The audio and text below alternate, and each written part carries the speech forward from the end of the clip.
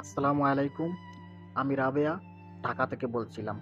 আমার প্রেগন্যান্সির ৪.৫ মাস প্লাস চলছে। বিয়ের ৪ বছরে পড়ল কিছুদিন আগেই।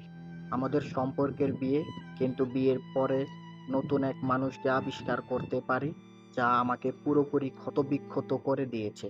চেনা অচেনা মেয়েদের আইডি স্টক করা, রিকোয়েস্ট পাঠানো, ছবি ভিডিও দেখা, নোটস, পর্নোগ্রাফিতে আসক্তি, বিয়ের পর মাস্টারবেশন করা, আমার সাথে কমিটেড থাকা অবস্থায় অন্য মেয়ের সাথে প্রেম করা ইত্যাদি অনেক কিছুই ধরতে পারি, যা বলে শেষ করা যাবে না। বিয়ের পর থেকে আমার সাথে মাসে ১-২ বারের বেশি কখনো ইন্টিমেট হওয়া তো দূরের কথা, তাও আমার গলাতে এগুলা করছে। এগুলো নিয়ে অনেক ঝগড়া কান্নাকাটি হয়েছে, কিন্তু লাভ হয়নি। যতবারই কোনো সন্দেহে মোবাইল চেক করেছি, প্রতিবার কিছু না কিছু পেয়েছি। এখন অনেক দিন থেকে ইচ্ছে করেই আর দেখি না। ওর সবকিছু শুনলে যে কেউ বলবে ওর মানসিক সমস্যা আছে। তার ভাষ্যমতে সে ভালো হয়ে গেছে, সেটা অসম্ভব। সাথেও মোবাইলে আসক্ত। ঠিকভাবে সময় দেয় না, কথা বলে না, বাসায় আসলে তেমন। যাই হোক, আজকের মূল বিষয় এটা না, তাই এই বিষয়ে আর কথা না বলি। আমি ওকে বাসায় ফেলে কখনো বাবার বাড়ি গিয়ে থাকিনি, বিশেষ প্রয়োজন ছাড়া। নিজেকে পাহারাদার বানিয়ে ফেলেছিলাম। কিন্তু কনসিভ করার পরে ১৪-১৫ দিন করে কয়েকবার বাবার বাড়ি গিয়ে থেকেছি। ও ২-১ দিন করে কয়েকদিন থেকেছে গিয়ে, কারণ বাসার কাছে। আমার শরীর অনেক খারাপ থাকে। এখানে শাশুড়ি দেখাশোনা তেমন বুঝে না।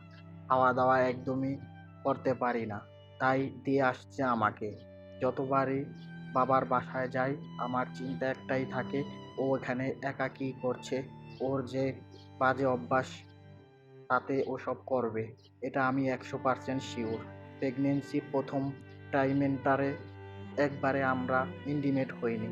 কারণ রিস্ক থাকে। কিন্তু ৩ মাস শেষ হওয়ার পর যখন বললাম এখন স্বাভাবিকভাবে ইন্টারকোর্স করা যাবে, সে কোনোভাবেই রাজি হয় না। আমাকে অজুহাত দেয়, বেবির ক্ষতি হবে। আমি ভালো করে বুঝিয়ে বলেছি যে ডাক্তার বলেছে এখন ইন্টিমেট হওয়া যাবে। আমি পর্যায় স্টাডিও করেছি। কিন্তু সে বিভিন্নভাবে অ্যাভয়েড করে যাচ্ছে। বাসায় এসেছি কয়েকদিন হলো। কেমন যেন নেই। পাশে থেকেও যেন পাশে নেই। সবসময় মোবাইলে ব্যস্ত, একটু প্রশান্তির খোঁজে। আমি অনেকবার চেয়েছি একটু হাগ করি, কিন্তু চুপ থাকে। অনেকবার বলার পরও জোর করে আদায় করতে হয়। কিছু বললেই বলে বেবির ক্ষতি হবে। আমি মা হয়ে কি বুঝবো না কি করলে ভালো হবে, কি করলে ক্ষতি হবে?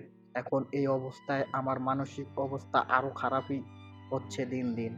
অনেক চেষ্টা করি কোনো টেনশন না নিতে, কিন্তু দিন শেষে আর হয়ে ওঠে না। জানি না কেন এমন করছে। চারদিকে এত নিউজ শুনি, খুবই চিন্তা হয়। বুঝতে পারছি না কি করা উচিত।